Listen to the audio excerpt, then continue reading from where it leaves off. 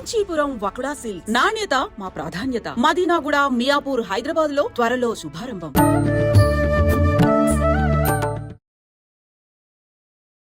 నమస్కారం, welcome to I dream. ధర్మ మార్గం విత్ విజిత కార్యక్రమానికి స్వాగతం. ప్రస్తుతం మనతో పాటు ఉన్నారు ప్రముఖ జ్యోతిష పండితులు, ఆధ్యాత్మికవేత్త సుభాష్ శర్మ గారు. ఇప్పుడు గురువు గారితో మాట్లాడి మరిన్ని విషయాలు తెలుసుకునే ప్రయత్నం చేద్దాం. నమస్కారం గురుగారు. శ్రీమాత్రి నమః. గురుగారు, హోలీ పండగ రాబోతోంది, వచ్చేసింది. ఏంటి ఆ రోజు ఆచరించాల్సిన విధి విధానాలు ఏంటి? నిజంగా ఆ రోజుని మనం ఉపయోగించుకునే, అంటే నేను విన్నంత వరకు ఆ రోజు దైవారాధనకు చాలా మంచిది అని చెప్పి విన్నాను. నిజమేనా? అసలు ఏం చేయాల్సి ఉంటుంది ఆ రోజంతా కూడా? తప్పకుండా తెలియజేస్తాము. ముందుగా ప్రేక్షకులందరికీ శ్రీమాత్రే నమః, శ్రీ గురుభ్యో నమః. జ్ఞాని నామ్నపి చేతాంసి దేవి భగవతి హిసా బలాయ కృష్ణమోహాయ మహామాయ ప్రయశ్చతి. చూస్తున్నటువంటి, వీక్షిస్తున్నటువంటి ప్రేక్షకులందరికీ కూడా హోలీ పౌర్ణమి శుభాకాంక్షలు. ఇక్కడ హోలీ పౌర్ణమి, ముందుగా మొట్టమొదటిగా పౌర్ణమి. మనకు చతుర్దశియుక్త పౌర్ణమి కలిసి వచ్చినప్పుడు కామదహనం జరుగుతుంది. అంటే ఇది కృతయుగం నుంచే ప్రారంభమైనటువంటి హోలీ పండగ.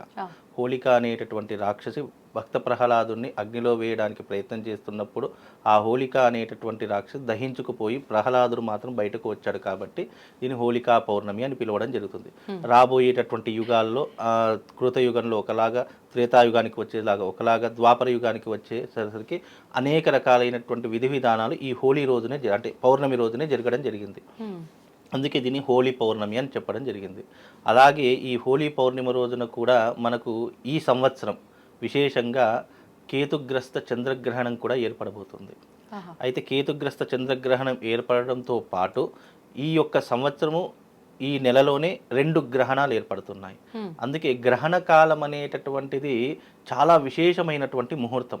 చాలామందికి తెలియనటువంటి విషయం ఏంటంటే, గ్రహణ సమయము ఏమీ ఆచరించకూడదు, ఎటు తిరగకూడదు, అసలు ఏమీ ముట్టకూడదు అని చాలామంది భ్రమలో ఉంటారు. కానీ గ్రహణ సమయంలో చేసేటటువంటి దైవిక ఆరాధన ఏదైతే ఉంటుందో, ఆరాధన కావచ్చు, ప్రార్థన, దైవిక ప్రార్థన కావచ్చు, యజ్ఞ యాగాదులు కావచ్చు, ఇవి మనిషికి విశేషమైనటువంటి పుణ్య ఫలితాలను కలుగజేసేటటువంటిది ఈ పౌర్ణిమ.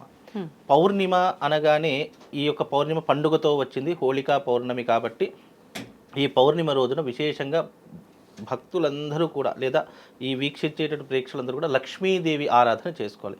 ఎందుకంటే ఈ రోజున మహాలక్ష్మి జయంతి కూడా అని పిలవడం జరుగుతుంది. అంటే హోళీ రోజున శ్రీ మహాలక్ష్మి పుట్టినటువంటి రోజుగా కూడా కొన్ని శాస్త్రాలలో అందించడం జరిగింది. కాబట్టి ఈ యొక్క రోజున ఏ దేవతను ఆరాధించడం, శ్రీ మహాలక్ష్మిని ఆరాధించినటువంటి వారికి లక్ష్మీ కటాక్షంతో పాటు అఖండ ఐశ్వర్య ప్రాప్తి కూడా కలుగుతుంది. అందులోనూ ఈ చంద్రగ్రహణం కన్యా రాశిలో ఏర్పడడం జరుగుతుంది. కాబట్టి మొట్టమొదటిగా కన్యారాశి వారు ఈ యొక్క గ్రహణ కాలంలో తప్పకుండా అమ్మవారి యొక్క ఆరాధన చేసుకోవాలి. అలాగే మేషరాశి వారు ఈ అమ్మవారి యొక్క ఆరాధన చేసుకోవాలి. అలాగే కర్కాటక రాశికి అధిపతి చంద్రుడు అవుతాడు. కాబట్టి ఈ గ్రహణం చంద్రగ్రహణం కాబట్టి కర్కాటక రాశి వారు, ఈ 3 రాశుల వారు తప్పకుండా ఈ యొక్క గ్రహణ కాలంలో శ్రీ మహాలక్ష్మిని ఆరాధించడం ద్వారా మీకున్నటువంటి ఆర్థిక పరమైనటువంటి ఇబ్బందులన్నీ కూడా తొలగిపోతాయని ధర్మశాస్త్రం. ఏ సమయంలో గురుగారు ఈ గ్రహణ సమయం? గ్రహణ సమయము మన భారతదేశంలో కనిపించదు, కానీ పద్ధతులు మాత్రం పాటించాలి. ఎందుకు అని అంటే కనుక, ఇప్పుడు రాబోయేటటువంటి గ్రహణము ఏదైతే ఉంటుందో అది భూమి మీద ఎంతో కొంత, అది ఎక్కడ గ్రహణం సంభవించినా భూమి మీదే సంభవిస్తుంది. భూమి లేకుండా ఎక్కడైతే ఉండదు కదా. కాబట్టి భూమి మీద ఆ యొక్క గ్రహణ ప్రభావం ఉంటుంది. కాబట్టి భూమి మీద ఉండేట ప్రతి ఒక్కరు కూడా పద్ధతులు అయితే పాటించాలి. ముఖ్యంగా గర్భిణీ స్త్రీలు పాటించాలి, చిన్నపిల్లలు పాటించాలి.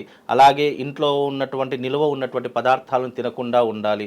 ముఖ్యంగా ఆ సమయంలో దైవిక ఆరాధన కావచ్చు, దైవిక భక్తితో చేసేటటువంటి పూజాది క్రతువులు కావచ్చు, ఇవి తప్పకుండా ఆరాధన చేసుకోవాలి.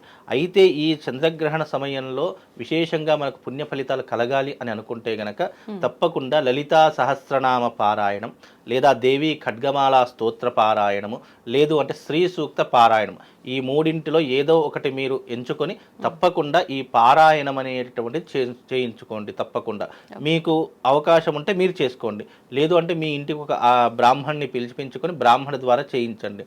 అలాగే ఈ సమయం ఎప్పుడు అంటే సాయంకాలం 6:28 ప్రారంభం చేసుకొని మనకు దాదాపుగా 9 గంటల వరకు పారాయణం చేసుకోవాలి. ఎప్పుడు మనకు సాయంత్రం, ఎందుకంటే పౌర్ణమి సాయంత్రం ఘడియలలో ఉంటుంది కాబట్టి మనకు ఆ సమయంలో చేసుకోవాలి.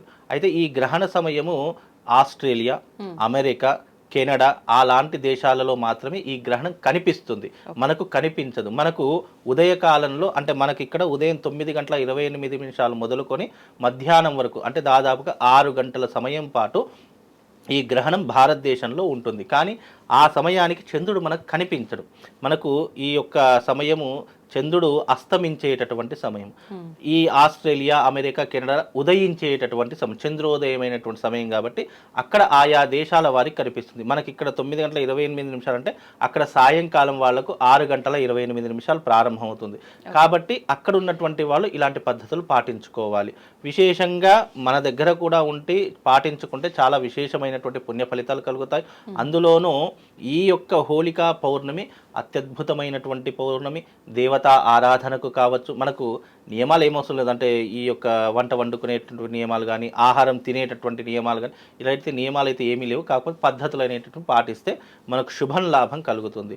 అందుకే ఈ రోజున పౌర్ణమి అనేటటువంటి హోళికా పౌర్ణమి బ్లడ్ మూన్తో మనకు ఈ యొక్క గ్రహణ సమయం ఏర్పడుతూ ఉంటుంది. అంటే చంద్రుడు ఎర్రటి రంగులో అంటే నారింజ రంగు అంటారు కదా, ఆ రంగులో చంద్రుడు దర్శనమిస్తూ ఉంటాడన్నమాట. ఆయా ఎవరికైతే కనిపిస్తారో ఆయా దేశాల వారికి తప్పకుండా నారింజ రంగులో చంద్రుడు కనిపిస్తాడు. ఎందుకంటే చంద్రుడికి మరియు సూర్యుడికి మధ్యన భూమి ఉంటుంది కాబట్టి ఆ భూమి పొరలలో సూర్యుడి యొక్క సప్తవర్ణాలు అని అంటారు. సూర్యుడికి సప్తవర్ణాలు ఉంటాయి. ఆ సప్తవర్ణాలలో నారింజ రంగులో ఉన్నటువంటి కిరణాలు కొన్ని ఉంటాయి. ఆ కిరణాలు చంద్రుడి మీద ప్రభావం చూయించి మనకు ఆ రకంగా దర్శనమిచ్చేటటువంటిది బ్లడ్ మూన్ అని అంటూ ఉంటాము. సప్తవర్ణాలతో కూడుకున్నటువంటి ఆ సూర్యభగవాను ఎప్పుడైనా మీరు గమనించండి, మనకు పౌర్ణమి వస్తుంది. పౌర్ణమి సమయంలో ఏమవుతుందంటే సూర్యుడి యొక్క తేజస్సు పూర్తిగా చంద్రుడి మీద పడి మనకు చంద్రుడు ఎప్పుడూ కూడా ప్రకాశవంతంగా పౌర్ణమి రోజున కనిపిస్తాడు. ఈ పౌర్ణమికి ఈ యొక్క చంద్రుడికి సూర్యుడికి మధ్యలో భూమి ఏర్పడుతుంది కాబట్టి ఈ భూమి నుంచి వచ్చేటటువంటి సందర్భాల్లో కేవలము సూర్యుడి యొక్క సప్తవర్ణంలో ఉన్నటువంటి నారింజ రంగులో ఉన్నటువంటి కిరణాలు మాత్రమే దాని మీద ఏర్పడి అది బ్లడ్ మూన్గా మనకు కనిపిస్తుంది. కాబట్టి ఇది చాలా విశేషమైనటువంటి పౌర్ణిమ. అందులోనూ శుక్రవారం రావడం, అందులోనూ లక్ష్మీదేవి పుట్టిన వారం రావడము, ఇది చాలా అత్యద్భుతమైనటువంటి యోగము. ఈ యోగంలో దేవతా ఆరాధన చేసుకున్న, విశేషంగా లక్ష్మీదేవి ఆరాధన చేసుకున్న వాళ్ళందరికీ కూడా అమ్మవారి యొక్క దయ వల్ల అష్టలక్ష్మి కటాక్షం కలుగుతుంది, సిరి సంపదలకు కొలువై ఉంటుంది. ఆ రోజున విశేషంగా మీ ఇంట్లో శివారాధన కావచ్చు, లేదు అంటే శ్రీచక్రార్చన కావచ్చు, ఇలాంటివి చేసుకోవడం ద్వారా కూడా మనకు శుభము లాభంతో పాటు అదృష్ట యోగం కూడా కలుగుతుందమ్మా. అయితే విశేషంగా ఈ యొక్క శుక్రవారము లక్ష్మీ జయంతి వస్తుంది కాబట్టి మీ ఇంటి యందు లక్ష్మీ దీపాన్ని వెలిగించుకోండి. లక్ష్మీ దీపము అని అంటే గనక ఒక విస్తరాకులో కానీ ఒక పళ్ళెల్లో కానీ చక్కగా ఉప్పు తీసుకోండి. ఉప్పు అంటే లక్ష్మీప్రదమైనటువంటిది అని అర్థము. కాబట్టి ఉప్పు తీసుకొని ఆ ఉప్పు మీద 2 దీప ప్రమిదలు, మట్టితో ఉన్నటువంటి దీప ప్రమిదలు పెట్టుకొని దాంట్లో ఆవు నేతి కానీ లేదు అని అంటే గనక నువ్వుల నూనె కానీ పోసి దాంట్లో వత్తులు వేసి ఆ యొక్క దీపాన్ని వెలిగించండి. అలా వెలిగించడం ద్వారా ఈ పౌర్ణమి రోజున మీ ఇంట్లో ఉన్నటువంటి దారిద్ర్య లక్ష్మి వెళ్ళిపోతుంది. అదృష్ట లక్ష్మి మీ ఇంట్లోకి రావడానికి ఇది చాలా అద్భుతంగా ఉపయోగపడుతుంది. మళ్ళీ ఈ పౌర్ణమి అనేటటువంటి ఈ యొక్క సందర్భం అనేటటువంటిది మళ్ళీ 108 సంవత్సరాల దాకా ఈ అదృష్టమైనటువంటి యోగం రాదు. ఇది చాలా అద్భుతంగా ఖగోళంలో జరిగేటటువంటి ఒక అద్భుతమైనటువంటి వింత ఈ గ్రహణము. కాబట్టి ఈ గ్రహణ సమయంలో చేసేటటువంటి ఈ యొక్క రెమెడీ మీ జీవితాన్ని అద్భుతంగా మార్చేస్తుంది. కాబట్టి మీకు అప్పుల బాధలున్నా, అనారోగ్య సమస్యలున్నా, ముఖ్యంగా మీకు ఆర్థికపరమైనటువంటి ఇబ్బందులున్నా ఈ యొక్క విధానాన్ని తప్పకుండా ఆచరణ చేసుకోండి. అదే రకంగా మీ ఇంట్లో బీరువాలో వీలైతే గోమతి చక్రాలను మీ ఇంట్లో ఒక ఎర్రటి చిన్న బ్యాగు వేసుకొని అందులో 11 గోమతి చక్రాలు వేసుకొని మీ బీరువా లాకర్లో కానీ మీరు డబ్బులు దాచుకునేటటువంటి ప్రదేశంలో కానీ ఆ యొక్క గోమతి చక్రాలు పెట్టుకోండి. దీని ద్వారా మీకు అష్టలక్ష్మి కటాక్షంతో పాటు సిరి సంపదల యోగం కూడా కలుగుతుందని శాస్త్రవచనము. ఇది చాలా అద్భుతమైనటువంటి రోజు.